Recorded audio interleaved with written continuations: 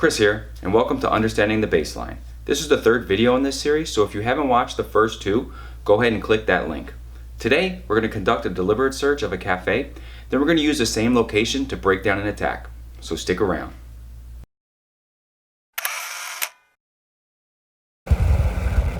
Truly understanding the baseline is a two-phase process. Starts with the hasty search, followed by a deliberate search. I've conducted our hasty search and I've come to the conclusion that this area has positive atmospherics and that there are no anomalies that require further investigation or for me to take immediate action. So we're going to use that information and we're going to go ahead and roll into our deliberate search. I start the deliberate search by mapping the area, and I do this by identifying what type of area this is.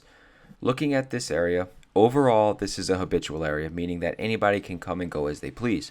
There are no security requirements to gain access to, and there's no criteria for entry. Although we've established that this is a habitual area, there are anchor points inside of this habitual area. Just for those who don't know, an anchor point is an area that somebody cannot just go into. There is a requirement for you to enter that area. And a really good example of that in this scenario would be going behind the counter where the employees are. There's a requirement for being back there. You have to be an employee, you have to be a vendor, an owner, something along those lines. There's criteria for being back there. You have to have a uniform, the ID. All those things are required to enter that area. With that in mind, it's important to understand it's not the location itself that determines whether it's an anchor point or not. It's the behaviors of the people to gain access to it.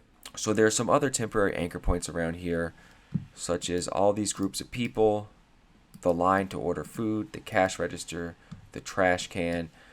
These are all temporary anchor points. That means that it can be taken down or put up at any point. And a good way to identify these is that the most likely type of behavior to be shown in an anchor point is dominance.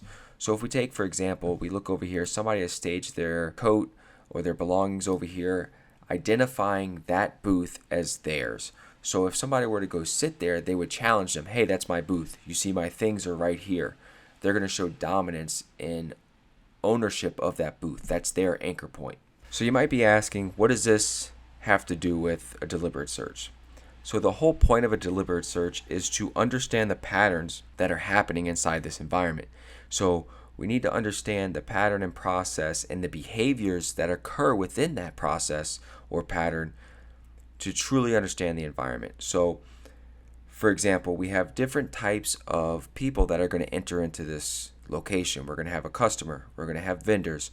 We're going to have a person who's meeting up with their friends. We're going to have employees. And all of these people are going to have a different pattern or process to get through whatever their intention is. So we need to identify the intention. We need to identify the pattern or process and the behaviors associated with to fulfill that intent.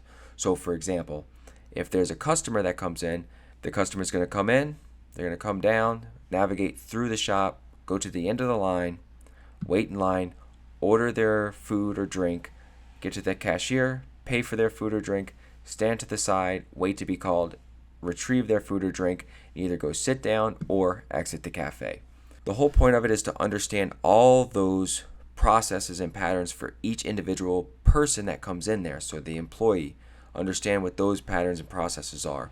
The vendor, the customer, the friend, whatever we identify as happening in that area, put those patterns together. So that way when we see somebody who doesn't match that pattern or does something outside of it, outside of that process, we can easily identify it and then pay closer attention to it.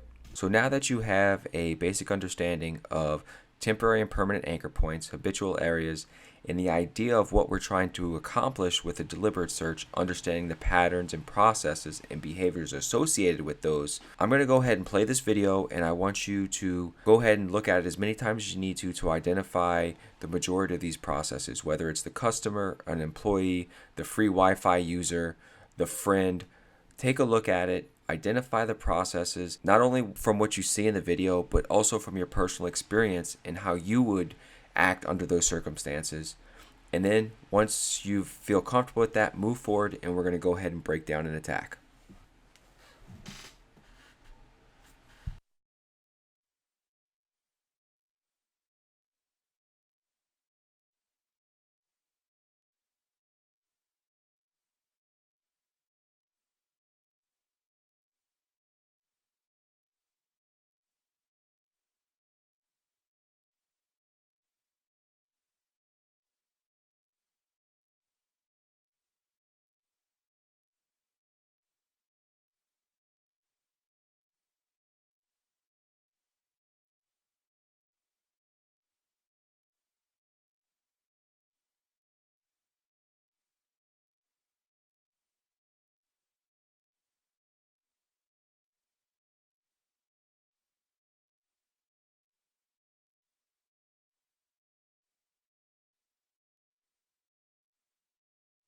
Now that we've conducted a deliberate search, let's go ahead and break down this attack using all of the information that we just gathered.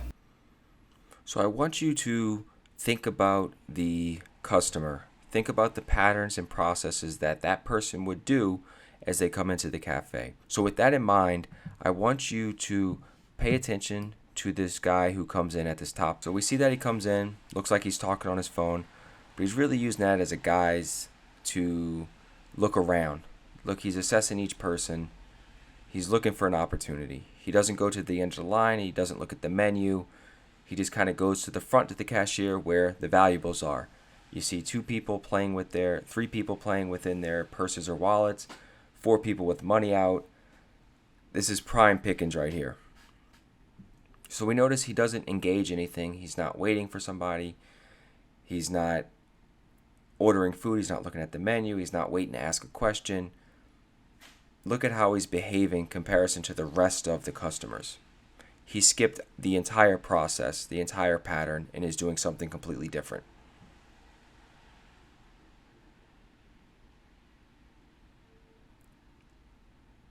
There it was. The whole time he was just waiting to pickpocket somebody. Let's go back and see that again.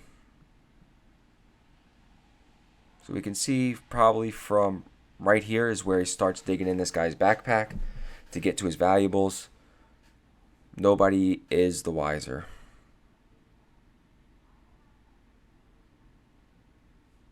Once he gets it, he just makes his way out of the cafe and disappears. And this is why it's so important to understand our baseline. So we start with that hasty search and we get a general feel of the environment. We understand the collective mood. We understand the behaviors that are generally happening there. Then we transition into that deliberate search where we get to understand the real feel of it. We get to know the patterns, the processes, and the behaviors associated with those so that we can get a clear picture of what is exactly supposed to be happening in that environment. So that if we have positive or negatives from there, either something that is there that's not supposed to be there or something that's supposed to be there that's not there, we're able to easily identify that and then take action on it. That's all I have for you in this video, so if you like what you saw, please like, share, and subscribe. As always, thank you for watching. Remember, no one has more to lose when it comes to your safety than you.